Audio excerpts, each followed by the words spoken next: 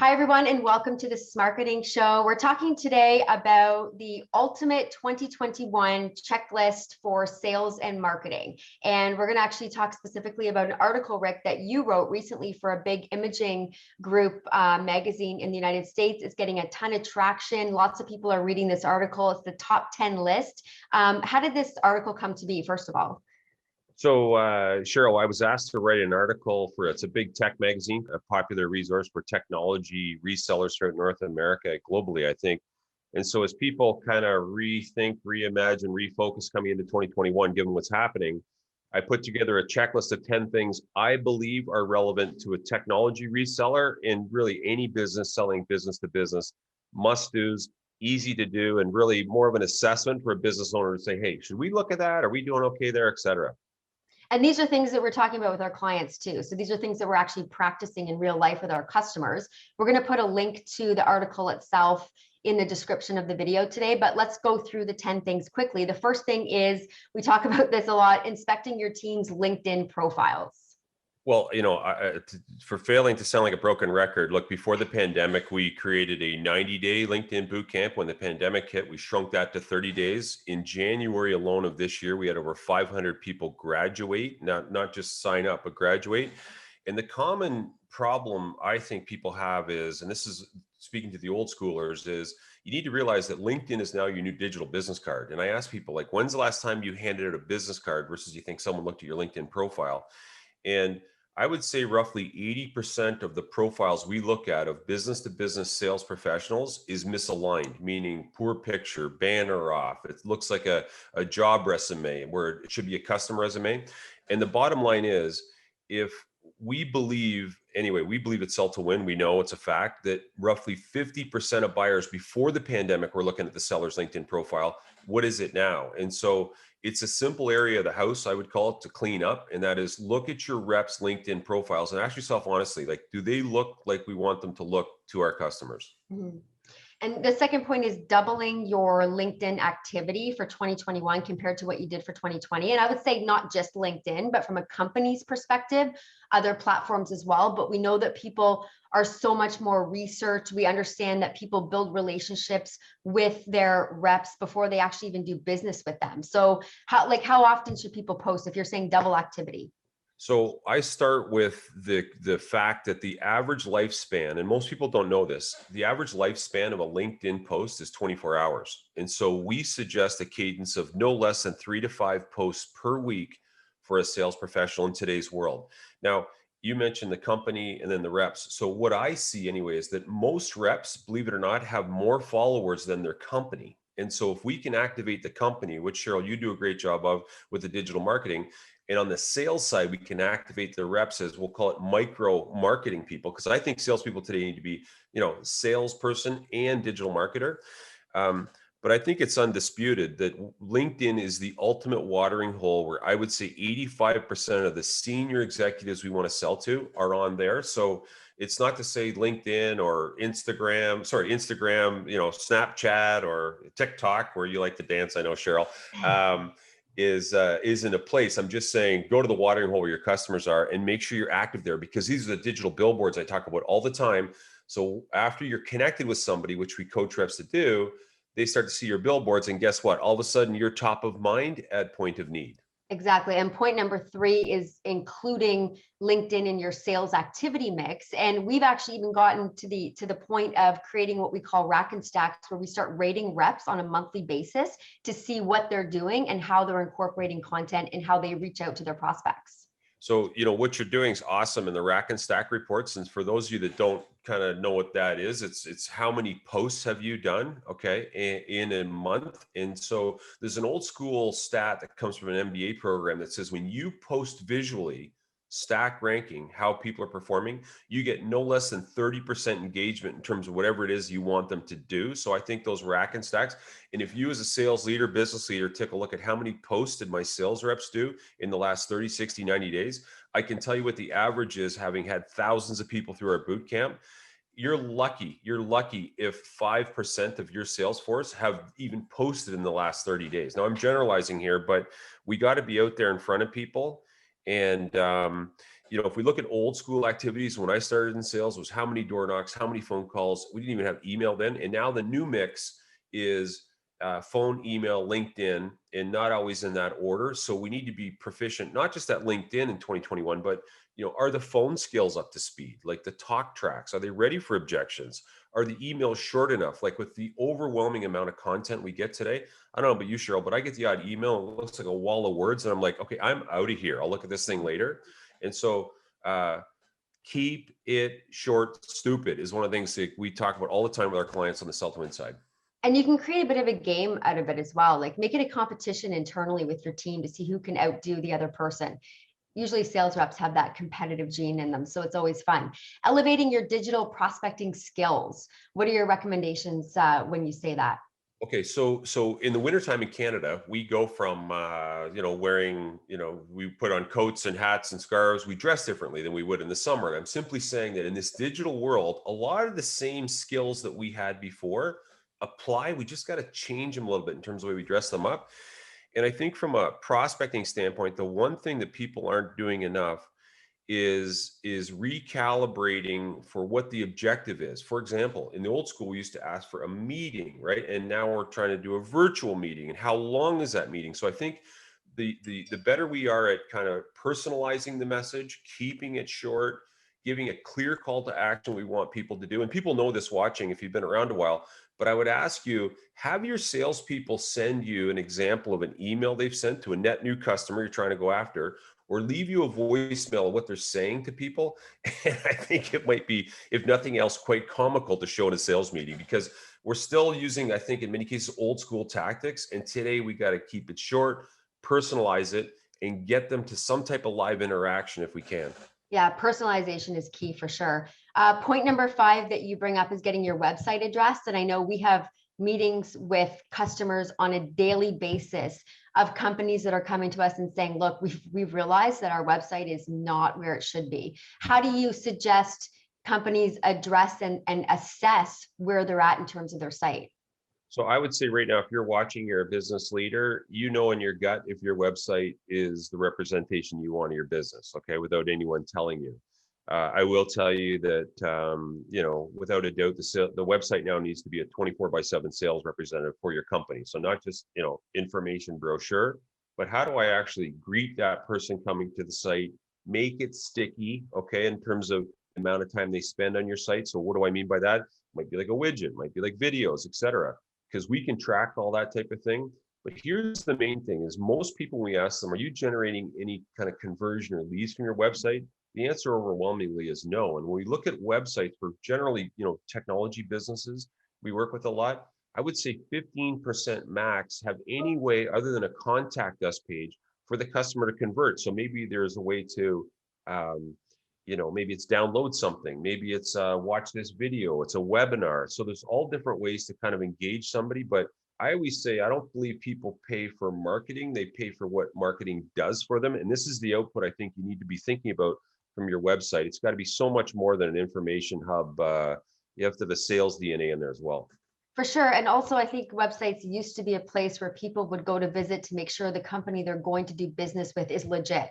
So it's, do they have a website? Because if they have a website, it means they probably have some sort of a budget. Now it's, you need to position yourself in some way as a subject matter expert in the industry that you're serving. And like you said, knowledge for sure, but you also need to create a way for them to convert in some way on your site. Number 6, which is my favorite. Just before you go ahead there, Cheryl, sorry to interrupt. Yeah. We literally had a customer this week tell us they lost a deal. And this was a 6-figure deal to them, like mid 6 figures, because of their website. So what happened was their competition said, oh, okay, you're saying that they offer that? Why don't we go to their website and see what they really look like? And so they were caught with a website that's 7 years old. And I think we may underestimate at times how much weight is put in what people see on the computer versus what you say over a phone call or a Zoom meeting. It's kind of like curbside appeal in the real estate world, I would say. Yeah, video strategy, which is growing and growing. It's been growing for years and years, and it's one of my favorite things to talk about. And I think it's one of the easiest things that you can do to make a very quick impact in the content that you're creating. Mm-hmm. So Cheryl, you've done great things for customers. You're better talking at this even to me. But what I always say is, Look, if a picture says 1,000 words, okay, what does a video say? And if you look at the science and the way people think, they say that an image, never mind a video, is able to be comprehended 60,000 times quicker than text. And so I don't believe people are reading like they used to. They're skimming at best. And so what we've done, thanks to your help, Cheryl, is we've helped customers create videos across, we'll call it the buyer cycle or whatever you want to call it, the sales cycle. But things like employee interviews. So I'll start there with recruiting, because a lot of times, if you're looking to hire somebody, they want to hear from somebody, like not just the recruiter, the business owner, what's the job like, et cetera. Or maybe employee interviews about, questions that customers might have, but showcase your people. If you look at your website, back to the previous topic, are your people on there, or are all these stock photos that have nothing to do with where you're located, your people, et cetera? How about facility tours? So basic to do. We've talked about this before. Just follow a camera right around your smartphone through your facility, put a bed of music in, bang. You wouldn't believe it, because customers now are not able to go to your facility. Answer common questions. Like in my new digital sales bootcamp, we have a whole section on sales videos. And all I suggest is say, hey, look, what is the question that your customer might be asking at different points of their buy cycle? And then answer those on video. And we talk about how to answer that with a structure and keeping it short, by the way. That's the one thing I find with video, Cheryl, is that people think the longer they go on, there's more value. And I can assure you, I say it all the time, you and the person that you paid to make that video are probably the only people looking at it, I would say, over 60 seconds. Average drop-off point business video is 35 seconds. Not a rock band, not your kid watching someone unpack something, but think about what your drop-off point is. And things like product demos, micro demos. Here's how this works, like versus a brochure versus watching a quick video. I know myself, I've had endless arguments, candidly, over assembling IKEA furniture, for example, in the past, where I wish I just had a video to explain how the heck this thing goes together. And community involvement's another one. But I would say, and this is a little bit of a bump for you, Cheryl, but if someone doesn't have someone like you at the beginning to say, okay, let's think about what videos you want to do and how you want to do it. I just think the coaching at the front end can make such a huge difference in terms of the attack the company makes, and better yet, the output they show their customer with video. For sure. And now just on video, before we move into our next point, keep in mind that, as you said, text is meant to be read and video is meant for somebody to feel something at the end of it. So they need to walk away feeling some sort of an emotion because of what you've created. So keep that in mind. The next point, which is point number 7, and that is providing virtual backgrounds. We don't mean for yourself, but I'll let you elaborate on this because we've seen kind of an uptake in this trend as well. Yeah. So Cheryl, you've obviously got a very professional digital background you're sharing there right now. Is that a real one, or is that? This is a real one. I just moved my home office from my kitchen to more of a permanent spot. Still in my kitchen, but different location. Okay, it looks great. Anyway, just so you don't know, Cheryl gives me heck all the time. Too many trophies, Rick. Anyway, remember, the companies sell to win. Anyway, I get back to backgrounds. Look, you've seen it, okay? Cheryl, you've seen it, and I've seen it. Disasters in terms of backgrounds. Never mind a tire. We're going through a certification program right now with a large company client of ours, certifying their salespeople. And the number one thing I bring up is the reps attire and the background. And it's because I believe people buy with their eyes before they buy with their pocketbooks. And it doesn't matter what you or I say, if we got a disaster happening behind us, or we look, and one of the things I talk about in my digital sales bootcamp is, look, sometimes the more we work from home, the more homeless we start to look. And we got to remember, like, we are professional salespeople. And I just think the backdrop, for one client, we created these background images that they use, and it's just night and day when they show up on a Zoom call. They look professional. It's just such an easy thing to do, but people don't think about it. It's also good for branding within your company. It's good for consistency, so everyone sort of looks and feels the same. So that's also a point. Point number 8, which is prospect only at the C level. What do you mean by that? So everybody knows call high, call high. We've been told that, okay, many times. My question is, are you doing it? Okay, because we all know, hey, we should go on a diet and do this, but are we doing it? Calling high is no different. And just yesterday, I recorded a video for a large company, and the topic was on saving time, not calling high. And one of my suggestions was, if you think about it, when the pandemic hit, like, we were all caught in this kind of confusion state, and then we had knee-jerk reactions. And now that it's starting to plane out, one of the challenges people have is time management. And one of my suggestions for this client was, why don't you get your reps to start calling high every time? Not most times, every time. I'm talking a new business here. And why? Because I believe mid-level managers right now are afraid to make decisions. They're afraid to recommend decisions up because, depending on where the business is, of course, but in general, you've also got a tougher time booking an initial appointment with that mid-level manager. So what we do is we coach reps often to just call high, okay, the business owner, maybe there's a C-level depending on the size of the organization. But I can assure you that the top people right now are more open than ever to listen. They're more accessible than they have with, and through LinkedIn, we talk about no screens, right? Blocking you, et cetera. But I just think it's a way to get quicker to a yes or no. Okay, as a salesperson, we got to place value on our time.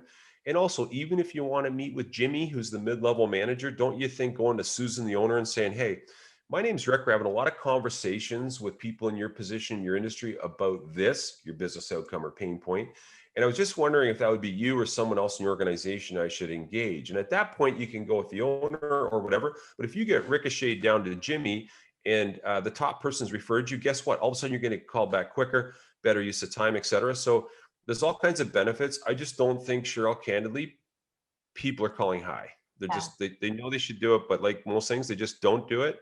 And I just think it's a drastic mistake people are making right now. And I think the reality is that a lot of businesses have more problems now than they have, and they have different problems. So getting in front of those higher level executives can speak to that a little bit more than the mid-level.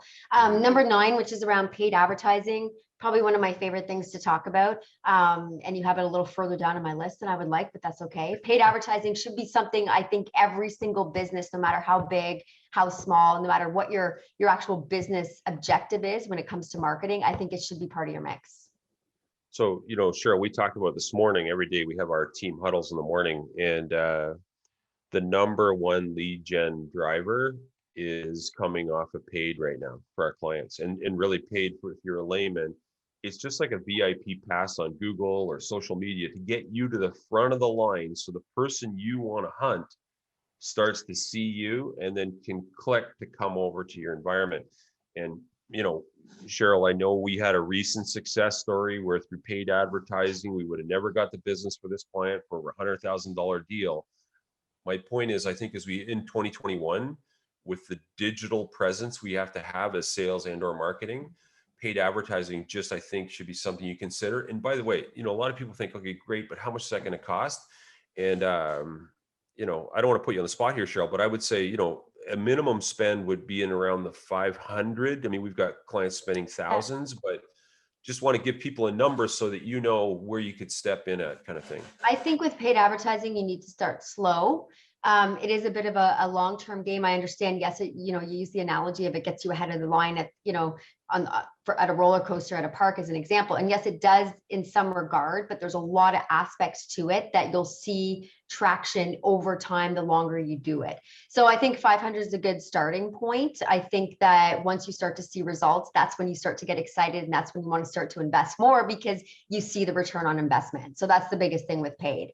The last thing when it comes to lead gen, which kind of ties in with paid, but that is virtual events. And obviously, that's taken off more so given the economy and the situation that we're in with the pandemic. So just back to paid, if I may, what percentage of our clients that we manage their marketing, digital marketing activities who have tried paid, Cheryl, either continued or did more? What percentage would you say? 100%. Okay. So we have not, dabbled in paid with a client and not have them A, see results, and B, increase their spend because they've seen results. Okay, I'm just pushing Cheryl on that because look, Rick, old school, we'll call it here, thinking, do we really need to? Okay, you heard the answer. Back to, okay, virtual events. Okay, everybody says, oh, we're webinared out, we're this. Okay, well, what you think may not be reality. And with all due respect, I can tell you that, it's March 2021 as we record this. Virtual events, number one lead gen driver by far over anything else we're doing with our clients. And here's why. Number one, okay, you've got someone coming to a webinar that for some reason they're interested. Okay, imagine if you were a car dealership and you knew who was kicking tires on a Sunday at the dealership. Would you like to know that? Because that person's actually in the window some way of what you've got. In these webinars that we're doing with our clients, the nice thing is we're taking, like we manage, as Cheryl, you know, we'll manage the promotion, advertising, registration, all that stuff for the client. But what I think a lot of people don't do is enough webinars, old school lunch and learns. But where they miss, I think, is they offer the replay, but they should capture that video. Now, what our video team does is they brand it and then we reproduce it into a theater on the client's website. So you've got that as an evergreen, right, education forum. And I just think people trick themselves into thinking they're sick of webinars, but I don't think, at least from what we're seeing, customers are sick of them. And just huge opportunity. And again, number one lead gen driver. And to your point, when you repurpose that video and you host it on a page, you can use that as a lead gen download too. So it can be used in many ways down the road. It's not just in that moment at that time. And I will say that it's not so much on quantity when it comes to getting people to register for these things. It's really based on quality, which means that you want to have qualified leads that are there listening because they're interested in your message. And even if you end up closing 1 or 2 deals out of that, it certainly is worth it in the long term. And the last trend on that we're seeing, by the way, because this is what we try to do on the Smarketing Show, is tell you what we're seeing is working, like real life. We're in the field doing these things. Is a lot of webinars ask for 60 minutes. And what we're seeing is an appetite for the 30-minute webinar. Now, you may say, Rick, that's basic, but think of the webinars you've registered for. How many of them are 30 minutes? So I get back to that, keep it short or stupid, especially in 2021. And so, you know, this article that was written for a tech magazine, I think applies to any business. And really, when you get right down to it, Cheryl, all I was trying to suggest to business leaders, sales leaders, marketing leaders was, look, it's 2021. We're past the reactive measures, I would say, of 2020. Like, how do we do this? And now we're seeing really good signals of what's working.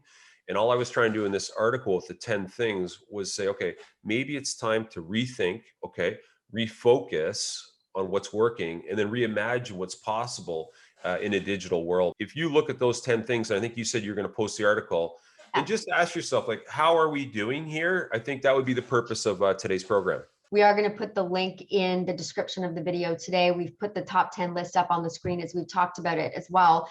And just in closing, the great thing is that it's constantly evolving. That's what I love so much about marketing and sales, is that the way you do things today, we're going to be talking about something else in 2 months. So that's what I love most about it. But it's at least getting people to think about the fact that, you know, you have to change your strategy and you have to adapt to the landscape that's out there.